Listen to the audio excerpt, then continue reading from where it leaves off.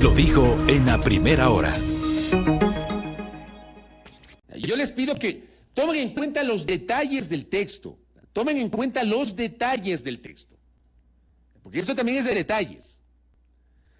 Este es el texto de la moción del asambleísta Francisco Jiménez que dice: solicitar la aprobación íntegra del proyecto de ley orgánica para el desarrollo económico y sostenibilidad fiscal tras la pandemia COVID-19. Conforme el texto que fue remitido previamente por la Secretaría General de la Asamblea Nacional, firma el doctor Francisco Jiménez Sánchez, asambleísta, ponente de la iniciativa, integrante de la Comisión Legislativa de Régimen de Desarrollo Económico. Aprobación íntegra del proyecto de ley orgánica para el desarrollo económico. Tomen en cuenta ese detalle, dice aprobación íntegra del proyecto de ley. No está diciendo aprobación del informe, ni mucho menos. Aprobación íntegra del proyecto de ley. Texto de Francisco Jiménez. Gracias, Robert. Esa votación solo alcanzó 30 votos positivos y alcanza 88 negativos. Aquí hay una primera discusión. Porque incluso la propia ley no es clara. Más adelante conversaremos con César Ron, pero creo que es la primera vez que yo escucho esta terminología de negativa tácita o archivo tácito. El hecho, si me preguntan a mí, y se le preguntan a varios especialistas legislativos serios, el hecho de que no se haya aprobado esta moción no significa que automáticamente está negada la moción. No funciona así con la ley orgánica de la función legislativa. Hay que aprobar o negar. Y aquí la moción era para aprobar. La moción era aprobación del texto final para votación del proyecto de ley orgánica para el desarrollo económico y sostenibilidad fiscal tras la pandemia COVID-19, calificado como urgente en materia económica. Tuvo apenas 30 votos. No fue aprobado. Primer escenario. Vamos a la siguiente moción. Como no fue aprobado el proyecto. Ojo, la moción decía aprobación del proyecto, del texto íntegro del proyecto de ley. Vamos a la siguiente moción, Robert. La de Esteban Torres Cobo, asambleísta del Partido Social Cristiano. Moción: se niegue el informe de mayoría. Ojo con este detalle, porque esto también es materia de discusión, pues. Y nuestros políticos son unos artistas para tratar de vendernos humo, tratar de convencernos.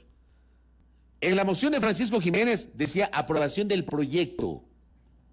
En la moción de Esteban Torres no decía negar el proyecto, pues. Decía negar el informe de mayoría de segundo debate del proyecto de ley orgánica para el desarrollo económico y sostenibilidad fiscal. Negar el informe de mayoría. Texto distinto. Esa moción, gracias Robert, alcanzó 90 votos.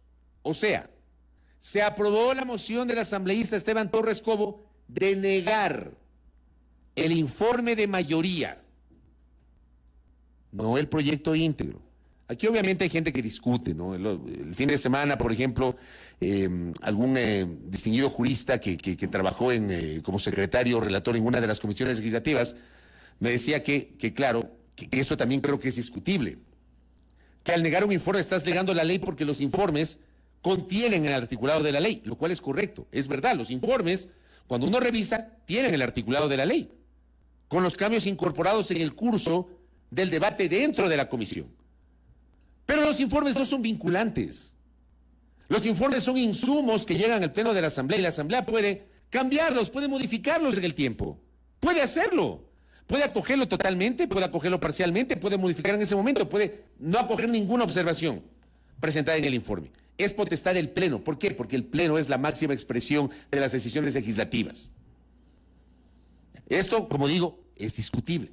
Pero hay esta decisión. Yo solamente les pido que pongan atención al detalle. El texto de Francisco Jiménez, que era aprobación del texto íntegro del proyecto de ley, que no tuvo votos, y el texto de Esteban Torres Cobo, que decía, se niegue el informe de mayoría del proyecto de ley, no el proyecto de ley. Para mí ahí está la trampa.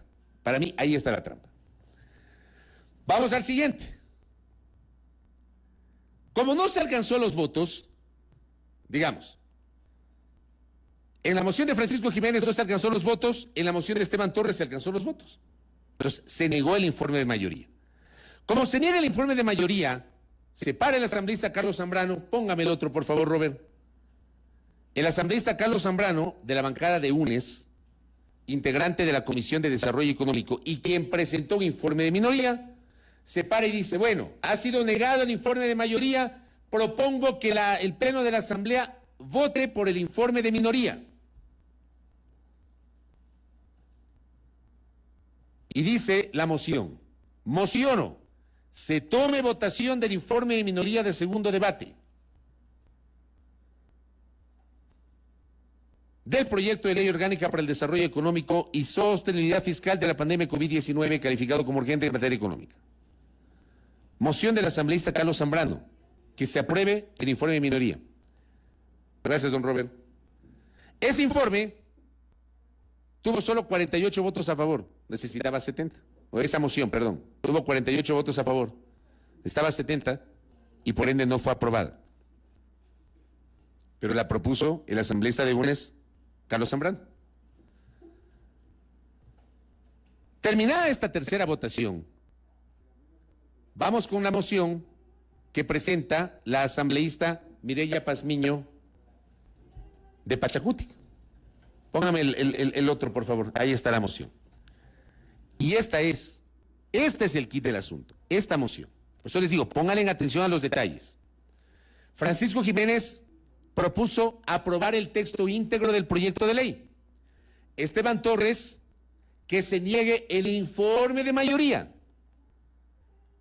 Carlos Zambrano, que se apruebe el informe de minoría. Mireya Pazmiño, negar y archivar el proyecto de ley orgánica para el desarrollo económico y sostenibilidad fiscal tras la pandemia COVID-19.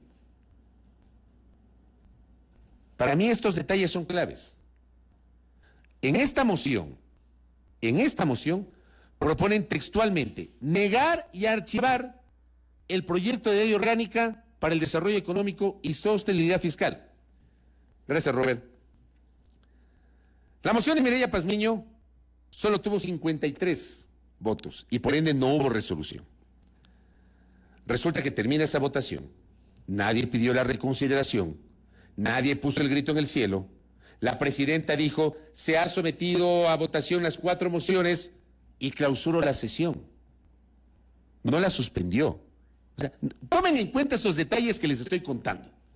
Porque ¿saben qué? Si la presidenta de la Asamblea no clausuraba la sesión, sino que la suspendía, dejaba abierta para que después de 2 horas, de 3 horas o durante el sábado, porque había tiempo hasta las 11 de la noche con 59 minutos del sábado, el Pleno de la Asamblea se vuelve a reunir para tratar este tema.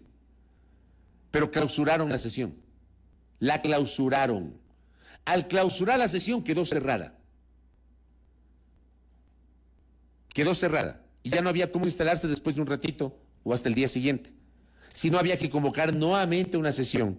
Y las convocatorias a sesiones nuevas deben darse con al menos 48 horas de antelación. Ya no había tiempo. Alguien que le pregunta a la señora presidenta de la Asamblea Nacional por qué optó por la clausura y no por la suspensión de la sesión. Este también es un detalle no menor.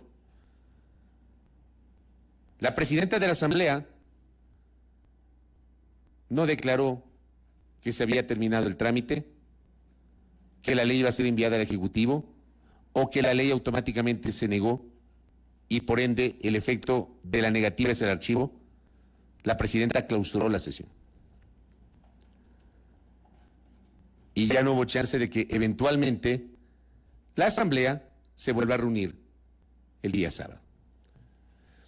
Entonces, luego de esto que les acabo de mostrar, porque además, inexplicablemente, la bancada que se presenta como el sector político de oposición natural al gobierno del presidente Lasso, que a lo largo de todos estos meses, pero además en los últimos 30 días sobre este proyecto de ley se habían presentado como detractores de este proyecto de ley, para mí resulta inexplicable que los asambleístas de esa bancada no hayan respaldado la moción de Mireya Pazmiño.